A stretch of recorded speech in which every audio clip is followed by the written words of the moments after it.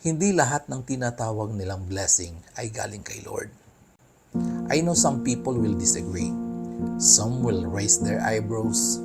But truth remains as truth. May mga taong bilang yumayaman, magarang bahay, mamahaling sasakyan, branded na gamit. At sa bawat post, may caption na, "Thank you Lord sa blessings."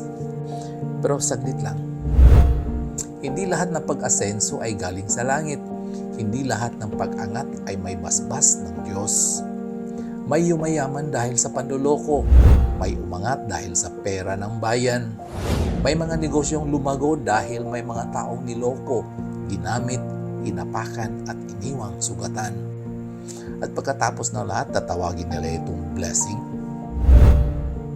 Tandaan mo ito. Hindi pinagpapala ng Diyos ang pandaraya. Hindi niya ginagantimpalaan ang kalupitan.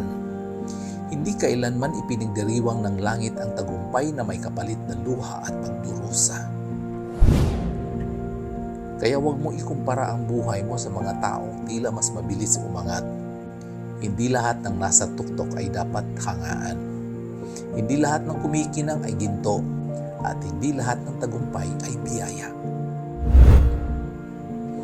Mas mabuti nang mabagal ang pag-asenso, basta malinis ang konsensya mo. Mas mabuti nang simple ang buhay, basta payapa lang ang puso mo. Darating ang araw na mawawala ang palakpakan, kukupas ang kinang ng pera, makakalimutan ang mga titulo, ngunit mananatili ang iyong pagkatao. Mananatili ang iyong dangal, sapagkat sa huli, hindi ang dami ng naipon mo ang susukati ng Diyos, kundi ang kabutihang iniwan mo sa mundo. Ang yamang ninakaw ay madaling mawala sa iyo at sisingilin ka pa sa mga anak mo, pati na sa mga anak ng mga anak mo. Ngunit ang pusong malinis at dangal na iniingatan ay kayamanang mananatili magpakailanman. Please, be a real blessing to others.